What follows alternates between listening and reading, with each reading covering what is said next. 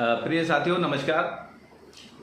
जैसा कि आपने मेरी पहली वीडियो में देखा था, मैंने बात की थी सम्मानजनक समझौते की, और आज फिर से आपके सामने अपने YouTube चैनल के माध्यम से मैं अपनी एक नई और वीडियो लाया हूं।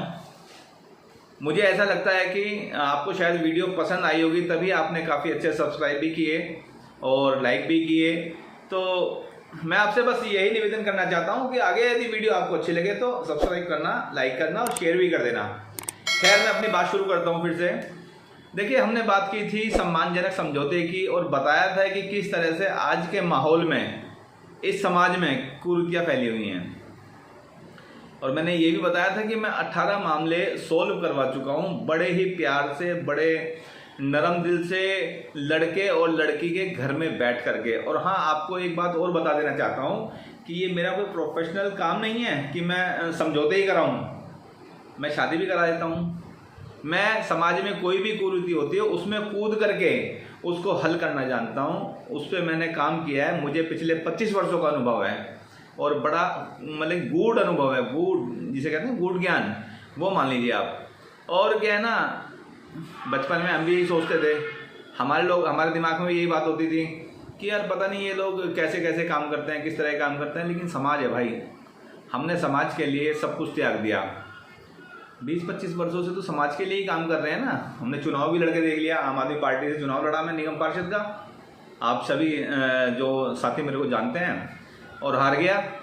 बात हार जीत की थी ही नहीं, क्योंकि समाज में काम करना था, किसी भी रूप में कर सकते हैं। लेकिन अब ये माध्यम जो YouTube का आया है, कम से कम हम अपनी बात आप तक पहुंचा तो सकते हैं।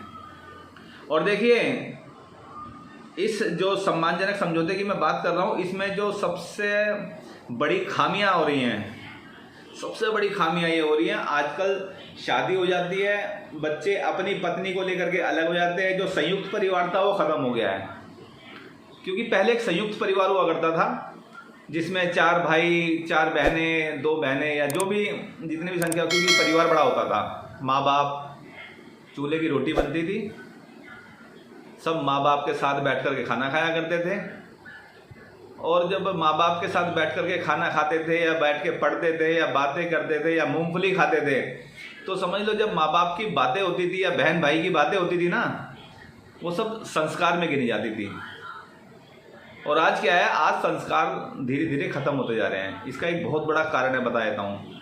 संस्कार खत्म होने का बहुत बड़ा कारण ये है कि आज के युग में कोई भी व्यक्ति अपने ऊपर परिश्रम का कोई बोझ नहीं डालना चाहता। कोई नहीं चाहता कि मेरे माथे से पसीना टपके, मैं 2 कदम फालतू चल लूँ, क्योंकि सुविधा इतनी हो गई है आजकल। क्या ना, पहले सुविधाओं का अभाव था, लेकिन उस सुविधा के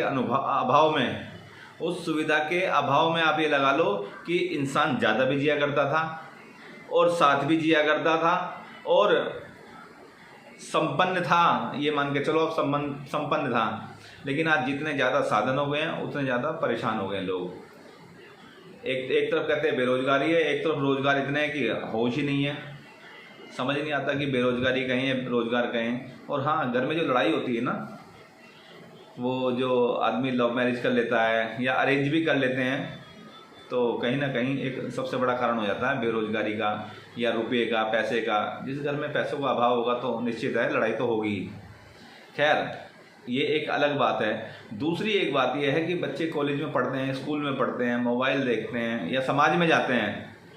ट्रेंड बना लिया है लोगों ने, बच्चों ने ट्रेंड बना लिया है। किस तरह का ट्रेंड? ये बना लिया है कि मेरे को जो है ना 2-2 लड़कियों से बात करनी है, 4 लड़की मेरी गर्लफ्रेंड होनी चाहिए, तो मेरा इसमें ओरा, आजकल एक नया शब्द चला है, मैं बच्चों सुनता रहता हूँ, ओरा, मेरा ओरा ऊपर हो जाएगा, हाइक पे आ जाएगा मेरा ओरा। अरे किस बात का ओरा भाई?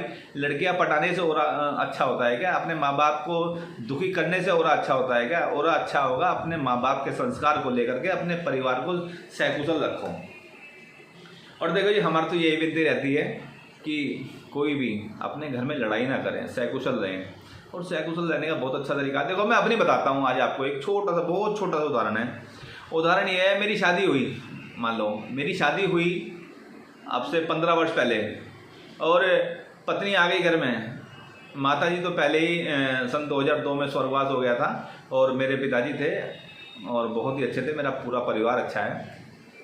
मेरी पत्नी ने आया और खाना बनाया, और मेरी पत्नी ने जो खाना बनाया वो इतना अच्छा बनाया, लेकिन एक माता पिता का स्वभाव होता है कि बच्चे को चेक करने का।